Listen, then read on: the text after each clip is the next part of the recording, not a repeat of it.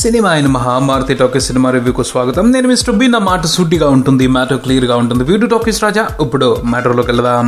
Bollywood hero Akshay Kumar క్రింద సంవత్సరం republic day ని పురస్కరించుకునే బేబీ అనే సినిమాతో ప్రేక్షకుల్ని పలకరించారు. ఈ సంవత్సరం ఎయిర్ లిఫ్ట్ అనే సినిమాతో ఇండియన్స్ అందరికీ రిపబ్లిక్ డే శుభాకాంక్షలు చెప్తున్నాడు. గత శుక్రవారం విడుదలైన ఈ సినిమా దేశవ్యాప్తంగా మంచి స్పందనను దక్కించుకుంది. అందరూ కూడా ఈ సినిమా గురించి చాలా పాజిటివ్ గా మాట్లాడుకుంటున్నారు. అంత విశేషాన్ని సంపాదించుకున్న ఆ సినిమా గురించి మనం మాట్లాడుకోకపోతే ఏం ఉంటుంది. ఎయిర్ లిఫ్ట్ మూవీ అంతలా పాజిటివ్ రెస్పాన్స్ దక్కించుకోవడానికి కారణాలు ఏమిటో మన సమీక్షలో చూద్దాం. సినిమా కథ విషయానికి వస్తే రియల్ ఇన్సిడెంట్స్ ని తీసుకుని ఈ సినిమా కథ తయారు చేయడం జరిగింది. 1990 సంవత్సరంలో సద్దాం హుస్సేన్ ఆజ్ఞలకు అనుగుణంగా ఇరాక్ సేనలు కువైట్ దేశాన్ని ఆక్రమించుకున్నాయి. దాంతో ఒక్కసారిగా కువైట్ లో పరిస్థితులన్నీ తారుమారైపోయాయి. ఇరాకీ సేనల అకృత్యాలతో కువైట్ అట్టుడికిపోతుంది. దాదాపు కువైట్ గవర్నమెంట్ నిర్వీర్యం అయిపోయింది. దాంతో ఆ దేశంలో స్థిరపడ్డ వివిధ రకాల పనులు చేసుకుంటూ మనుగడ సాగిస్తున్న 170,000 మంది భారతీయుల పరిస్థితి అగమ్య గోచరమైంది. అక్కడ వారిని పట్టించుకునే వాళ్ళు ఎవరూ లేరు. ప్రపంచానికి కూడా వారి బాధ తెలిసే అవకాశమే లేదు. అటువంటి పరిస్థితి నుంచి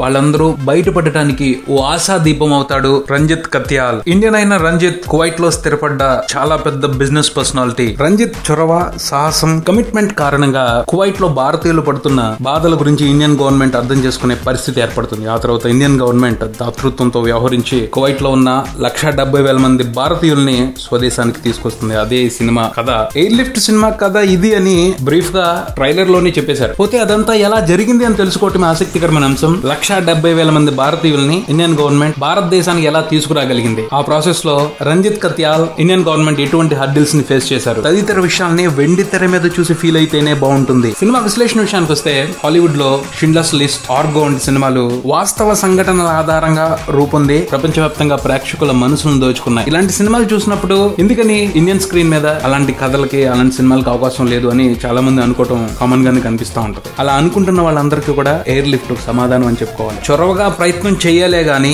సినిమాలుగా తీయదగ్గ చారిత్రాత్మక సంఘటనలు ఇండియన్ హిస్టరీలో కోకొల్లలు. ఇంతకు ముందు పరిస్థితులు వేరు కానీ ఇప్పుడు ఆడియన్స్ లో వచ్చిన చేంజ్, మేకింగ్ కి సంబంధించి ధైర్యంగా ముందడుగు వేస్తున్న ఫిల్మ్ మేకర్స్ ఇండియన్ స్క్రీన్ మీద కొత్త తరహా సినిమాల్ని ఎంజాయ్ చేసే అవకాశాన్ని కల్పిస్తున్నాయి. ప్రత్యేకంగా కొత్త తరం దర్శకులు ఇటువంటి ప్రయత్నాలు చేస్తూ ఉండటం ఆహ్వానించదగ్గ పరిణామం. ఇప్పుడు ఈ ఎయిర్ లిఫ్ట్ కూడా అటువంటి ప్రయత్నమే. మనందరం కూడా న్యూస్ లో ఎక్కడో చోట వినే ఉంటాం. యుద్ధమో, సంక్షోభమో, వేరేదో కారణం చేత గల్ఫ్ కంట్రీలో చిక్కుకుపోయిన భారతీయుల్ని సేఫ్ గా ఇండియాకు పట్టుకొచ్చిన ఇండియన్ గవర్నమెంట్ అనే న్యూస్ మనకి అప్పుడప్పుడు వినపడుతూనే ఉంటాయి. పట్టుకొచ్చేసరిగా సేఫే కదా, ఓకే కదా అని వదిలేస్తాం. కానీ నిజంగా వాళ్ళని తీసుకురావడానికి ఇండియన్ గవర్నమెంట్ ఎంతగా శ్రమ పడాలి, అసలు వాళ్ళు అక్కడ పరిస్థితులకు తగ్గట్టు ఎటువంటి బాధలు అనుభవిస్తున్నారు, వీటన్నిటి గురించి ఎక్కువ మందికి తెలిసే అవకాశం లేదు. ఎయిర్ లిఫ్ట్ లో అలాంటి సిచ్యువేషన్ లో చిక్కుకున్న వాళ్ళు ఇటువంటి దయనీయమైన పరిస్థితుల్లో ఉంటారు అన్నది కళ్ళకు కట్టినట్టు చూపెట్టారు. దర్శకుడు Raja Krishna Menon air lift concept కి సంబంధించి సూపర్బ్ రీసెర్చ్ చేశారు.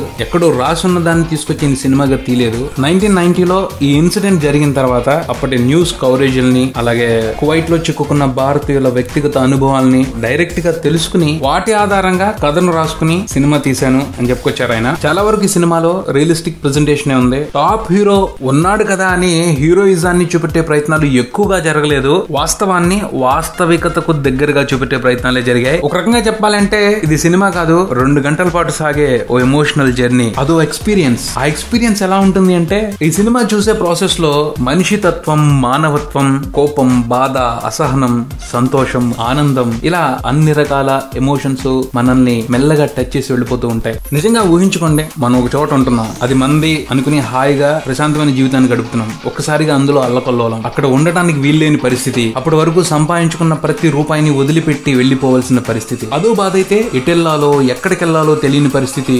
ఇప్పుడున్న ప్రాణాలు కాసేపటి తర్వాత ఉంటాయో ఉండవో కూడా తెలియదు. ఎంత దారుణంగా ఉంటుంది ఆ సిచ్యువేషన్. ఇలా రియలిస్టిక్ ఎమోషన్స్ ని ఇన్వాల్వ్ చేసి సూపర్బ్ గా స్క్రీన్ ప్లే రాసుకున్నారు దర్శకుడు రాజకృష్ణ మీనన్. వాటి వరకే కాదు, ఇంకో 2 విషయాలను కూడా మీనన్ చాలా బాగా టచ్ చేశారు. ఒకటేంటి అంటే కువైట్ లో భోగభాగ్యాలను అనుభవిస్తూ ఇండియన్స్ అని చెప్పుకోవడమే మర్చిపోతారు. కువైట్ పౌరులు అనే ఫీల్ అవుతూ ఉంటారు. యుద్ధం మొదలైన తర్వాత వీళ్ళ గురించి పట్టించుకునే నాదుడే కనిపించడు. ప్రపంచానికి వీళ్ళ బాధతో అసలు అవసరమే లేదు. అప్పుడు గుర్తొస్తుంది వాళ్ళకి ఇండియన్స్ అని. చివరికి ఇండియానే వాళ్ళని హక్కును చేర్చుకుంటుంది. ఈ అంశాన్ని ఎంత పర్ఫెక్ట్ గా ప్రెజెంట్ చేశారంటే డైరెక్టర్ సూపర్. అంతే, కువైట్ యుద్ధంలో చిక్కుకుపోయిన భారతీయులకి సహాయం చెయ్యాలా వద్దా అన్న విషయానికి సంబంధించి కొంత మల్లలు గుల్లలు పడ్డప్పటికీ చెయ్యాలి అని డిసైడ్ అయిన తర్వాత Indian government government officials react అయిన విధానాన్ని దర్శకుడు షోకేస్ చేసిన తీరు మామూలుగా ఉండదు. షూర్ గా ప్రతి ఒక్క భారతీయుడికి ఒక్కసారిగా తన దేశం మీద ప్రేమ పొంగుకొచ్చేస్తుంది. ఎస్, మనం ఎవరైనా కావచ్చు, ప్రపంచంలో ఏ మూలకైనా వెళ్ళొచ్చు, కానీ మనం అందరం భారతీయులం,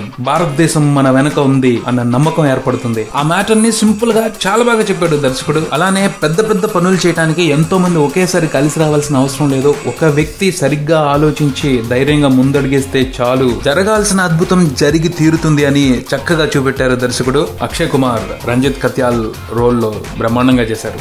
one of his career best role అని చెప్పుకోవచ్చు. అక్షయ్ తో పాటు ఈ సినిమాలో నటించిన నటీనటులు అందరూ కూడా చాలా బాగా నటించారు. ఎవరి పాత్రకు వాళ్ళు పూర్తి న్యాయం చేశారని మాట్లాడుకోవాలి. సాంకేతికంగా అన్ని విభాగాలు కూడా సినిమా మూడ్ కు తగ్గట్టు సూపర్ గా వర్క్ చేశాయి, బెస్ట్ అవుట్పుట్ ఇచ్చాయి. మొత్తంగా చెప్పుకోవాలి అంటే ఈ సినిమా చాలా మంచి సినిమా. ఈ సినిమా చూసిన తర్వాత భారతీయులుగా మనందరం గర్వపడతాం. మన దేశం మీద మనకి గౌరవం బాగా పెరిగిపోద్ది. ఇది ఎయిర్ లిఫ్ట్ సినిమాకి సంబంధించిన రివ్యూ. మరో రివ్యూతో మళ్ళీ కలుద్దాం. Subscribe and keep watching Maruthi talkies. For me mister B and talkies Raja. Thank you.